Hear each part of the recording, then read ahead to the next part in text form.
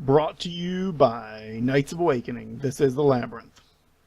So it's been a while since I've done a Labyrinth episode, and to hit this off, kind of returning to roots, as Justin said in his last episode of Knights of Awakening, I'm going to hit on a mystical topic. I'm kind of tired of politics. In fact, I'm very, very tired of politics. I could not be any more tired of politics.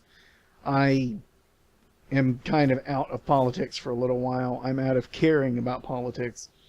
So long as the new president does not blow us all to hell and back with a nuke, I could give a fuck less right now, so that you understand that. So that said, before we start, I'm going to hit on some of my personal projects, because the Labyrinth has always been kind of my sounding board. Years ago, when I joined the Knights of Awakening, David once said to me that the Labyrinth was Charles McBride, and I kind of realize now what he meant by that. So with that, some of the projects that I'm a part of and what I'm doing, I am still a part of Papahood Sorcery. I still provide some technical support there and do some sorcery there along with Papahood. I know there are going to be some changes occurring over there over time. As we all know, that change is a good thing. It's something that happens to all different sites, and we'll be seeing improvements on the site. I can tell you that. I can't really tell you a whole lot more than that right now. I have another project going on, which is the Rosequartz Labyrinth, which lets me do a little bit more work in my own individual mysticism. I focus a lot on very different methods of mysticism, ranging from evocation to shamanic journey, and we do a lot with spirit keeping and talisman creation and things of that nature. And there is also one more project that I'm a part of. Yes, that's why I have so little time to do episodes anymore, is I am running the full-time job of the Rosequartz Labyrinth, as well as taking on other projects here and there. The other project is the Four Norsemen, headed up by a very good friend of mine who asked me to take part in it. And be sure to check all of these different things out on Facebook. You know, Papahood Sorcery, the Four Norsemen, the Rosequartz Labyrinth. Each one offers something a little bit different, and all of them are evolving in their own separate but unique and very powerful ways. And I like the word powerful for this, because they're powerful in different ways. You know, you're going to see things on Papahood Sorcery that are catering more to the raw mystical methods, and you're going to see things on the Four Norsemen that cater to purely Norse mentality and methodology. And then finally, the Rosequartz Labyrinth is going to be the kind of, I don't want to say catch-all to it. We're focusing a lot on spirit keeping, but we're also focusing a lot on the attunements that I've created and the spell work that myself and my wife are able to do. I should mention that also, I am recently married, at least, you know, about half a month ago this occurred, and I still didn't have a chance to make the announcement via, you know, the airwaves here, so congratulate me and Helen. She is now McBride. She's got to deal with that. Everyone can mess up calling her a MacBride now, and as I've informed her, the best way to deal with that is when someone asks her what the difference is, tell them a punch in the nose. So, that all having been covered, that gives you an idea where I'm at. Let's talk a little bit about mysticism, and let's talk about the often misunderstood concept of what an attunement is. A lot of people hear the word attunement and they run screaming from it. I know I did at first. I didn't like the idea. Power gifted to you by someone else was not my ideal, not with my methodology. And my first experience with an attunement, it didn't take well, and I think it was more of a clash between my energy and the person that was doing the attunement, and that's no harm on them. But my second experience with an attunement was done by a very good friend of mine, Jody Kreiser from Piece of Me, and that was the Reiki 1 attunement that she did, and since then I've become Reiki 1 through 3 attuned, and I'll say that it was a major increase in the ability to use those energies. Now notice I say a major increase in the ability to use those energies. I'd been able to tap into a form of Reiki before that, before any attunements, because I'm a very gifted metaphysicist. I'm very gifted in the areas of mysticism and energy work, and that's not exactly where most people start out. I realize that I kind of got a head start. I'm in that maybe a bit more capable than most people when they start out. It's kind of unfair, and I don't mean that to brag. It's just the nature of it. Some people are born with better muscles, and some people are born with longer limbs. Some people are born with better reaction times.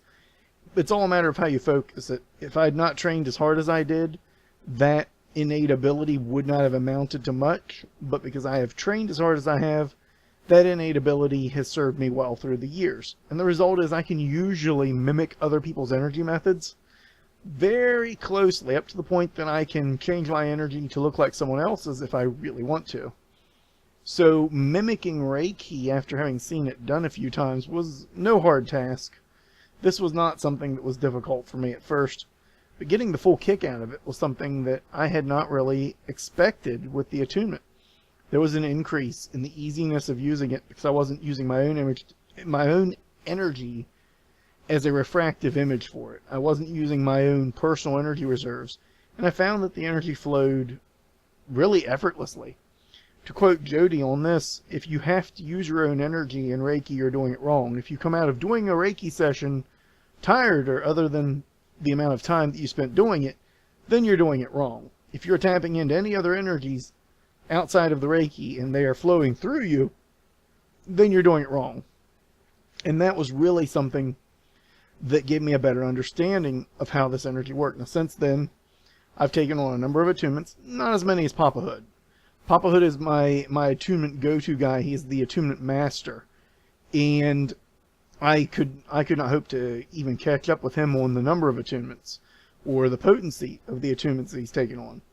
But that said, as I worked with other attunements, such as Gtummo and a few others that really I'm not going to get into all the different ones, Reiki, Gtummo, Drisana, and Ishana are the top 3 that I've enjoyed working with. Top four that I've enjoyed working with. So, that said, they open up this flow of energy, which was, I wouldn't say completely effortless in the sense that you get more out of using these energies in constant meditations, like any other muscle, to train them as to work with them better. But they're effortless in the sense that I didn't have to copy a signature and try to match a frequency of energy internally to replicate them. So it was a major increase being attuned versus mimicking the energy that I'd seen others use. So what is an attunement? Well, there are 2 schools of thoughts on this, and one of which that we listed up on Papa Hood Sorcery was, very simply put, an attunement was the New Age form of initiation, passing down a heritage through energy work. And I will say that is one way of doing it. That is one thing that it is. Recently, in talking with a few clients of mine, answering questions, batting things around, we came up with another way of explaining what an attunement is. What we determined the best explanation for an attunement to be was that an attunement is a talisman without the talisman. You're getting a charge, an enchantment as it were, that is being sent to you, and you are being enchanted with that effect to channel Reiki energy, for example. Now, I know a lot of people aren't going to like that explanation, but remember that an item can be attuned to Reiki too, as well. And I say Reiki 2, I mean as well, not Reiki 2 as in only up to level 2.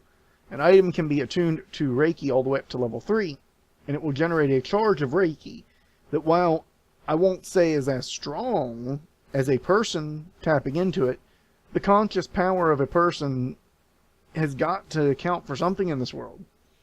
So it starts to amount then to being a kind of talisman then, that you don't have to carry on you, that's always there, and that you can activate with a thought or with intent more often and more importantly. So with that, I've worked on my own specialized methods of attunement. I've taken the energies that I've worked with and I've turned them into attunements and passed them on to others to very good and strong results. A lot of times an attunement is an opening up of flows of energy in the person. But isn't that the same thing as creating a talisman, opening up certain flows within the object so that it better carries that energy through it? I tend to think it is. So, on the one hand, and this still remains, an attunement is a passing down of a tradition, of a lineage, through the energy. So, everyone who has passed down that method, part of them has passed down with it, part of their understanding and awareness. But then beyond that, it is the passing on of a talismanic-like energy. It is turning you into a living talisman for this energy. And I think that's a very valuable thing. You know, in a society where we see a lot of people buying talismans for this or that in the metaphysical communities, attunements are really another way of doing that without having to carry, 500 necklaces on you or one really bulky one or anything like that. I still feel that depending on the attunement, you might find a talisman to be stronger.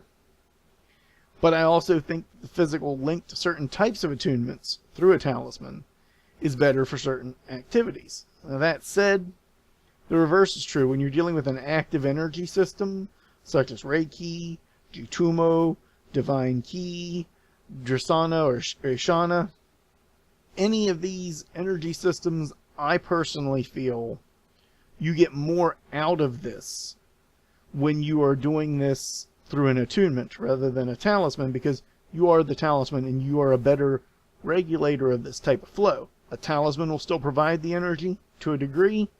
I generally estimate it, from my experiences, to be somewhere around 1/4 to 1/2 of the energy of a full attunement of a person.